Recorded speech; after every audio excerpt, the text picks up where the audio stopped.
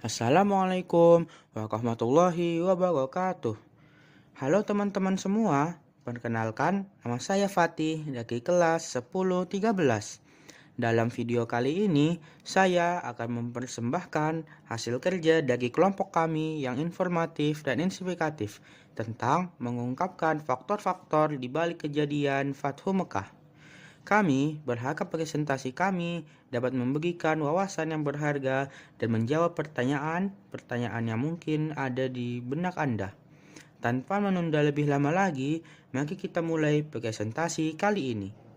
Fathu Mekah atau penaklukan kota Mekah terjadi setelah Nabi Muhammad dan para sahabatnya meninggalkan Madinah dengan tujuan memasuki Mekah pada bulan Ramadan pada tahun 8 Hijriah. Mereka bergerak menuju kota suci ini dengan kekuatan besar, sekitar 10.000 kaum muslimin. Setelah berhasil mempersatukan suku-suku Arab di sekitarnya. Sebelum memasuki Mekah, Nabi Muhammad mengirim utusan untuk menegosiasikan penaklukan secara damai dengan kaum Quraisy. Utusan tersebut, Khalid bin Walid, berhasil menjalin kesepakatan dengan pemimpin Quraisy yang dikenal sebagai perjanjian Hudaybiyah sebelumnya untuk menghindari pertumpahan darah. Dalam perjanjian ini, Quraisy menyetujui untuk membuka Mekah tanpa pertempuran dan memberi umat Islam kesempatan untuk melaksanakan ibadah umroh selama 3 hari di tahun itu dan 7 hari di tahun berikutnya. Ketika pasukan muslim mendekati Mekah, kaum Quraisy memutuskan untuk tidak melawan, dan kota Mekah akhirnya diserahkan kepada Nabi Muhammad tanpa pertumbuhan darah yang signifikan. Nabi Muhammad dan para sahabatnya memasuki Mekah dengan tenang dan mengumumkan amnesti umum bagi penduduknya. Salah satu momen paling dramatis dalam Fathu Mekah adalah saat Nabi Muhammad memasuki Masjidil Haram dan menghapus segala bentuk penyembahan berhala yang ada di dalamnya, mengembalikan masjid ini sebagai tempat ibadah eksklusif bagi Allah semata. Fathu Mekah tidak hanya merupakan kemenangan militer, tapi juga merupakan kemenangan moral dan spiritual yang besar bagi Islam. Peristiwa ini membuka jalan bagi penyebaran Islam di seluruh Jazirah Arab dan menandai akhir dari masa kezaliman dan penindasan terhadap umat Islam di Mekah. Ada beberapa faktor-faktor yang menyebabkan terjadinya Fathu Mekah. Yang pertama yaitu Perjanjian Hudaybiyah. Pada tahun 628 Masehi, Nabi Muhammad dan umat Islam mengadakan perjanjian Hudaybiyah dengan suku Quraisy yang memungkinkan kedua belah pihak untuk menjaga perdamaian selama 10 tahun. Perjanjian ini memberikan kesempatan bagi umat Islam untuk membangun hubungan yang lebih kuat dengan suku-suku Arab lainnya, serta mempersiapkan diri untuk konflik di masa depan. Yang kedua, aliansi dengan suku-suku Arab. Selama periode setelah perjanjian Hudaybiyah, Nabi Muhammad berhasil membangun aliansi dengan beberapa suku Arab, termasuk suku-suku yang sebelumnya tidak mendukung Islam. Aliansi ini membuat umat Islam dalam menambah kekuatan militer dan dukungan logistik yang diperlukan untuk menghadapi Quraisy di Mekah.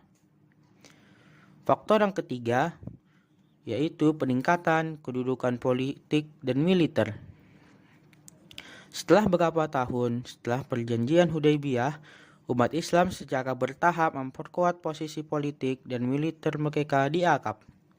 Hal ini terlihat dengan peningkatan jumlah pengikut Islam dan pengakuh Nabi Muhammad di wilayah sekitar Mekah dan Madinah. Faktor yang keempat, pemutusan perjanjian oleh Quraisy. Meskipun ada perjanjian Hudaybiyah yang menjamin perdamaian, suku Quraisy melanggar perjanjian tersebut dengan menyerang suku-suku yang bersekutu dengan Islam. Tindakan ini memicu ketegangan antara Mekah dan umat Islam yang akhirnya mempercepat terjadinya konflik berskala besar. Faktor yang kelima adalah strategi diplomatik oleh Nabi Muhammad.